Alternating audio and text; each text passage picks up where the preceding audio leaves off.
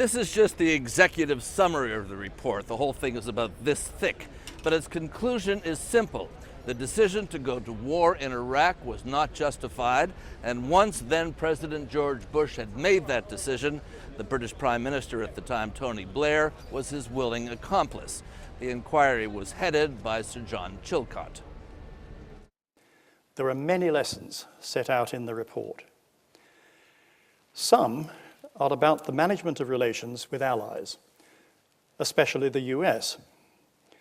Mr. Blair overestimated his ability to influence US decisions on Iraq.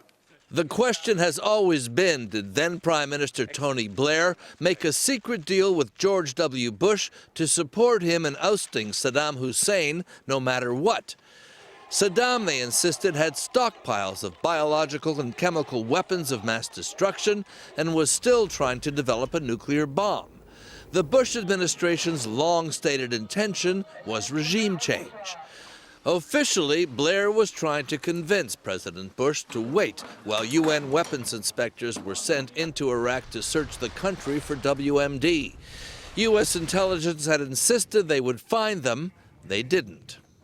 The attack went ahead anyway. The war and the civil war and insurgency which followed cost the lives of more than 4,400 U.S. military personnel, 179 British soldiers, and hundreds of thousands of Iraqis.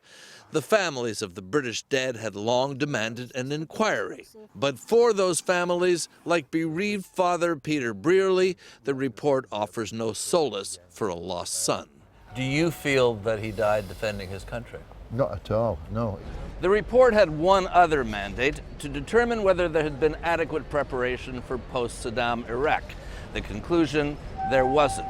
The war has been a catastrophe for the country and has turned it into a place that was not a training ground for terrorists into one that is. Mark Phillips, CBS News, London.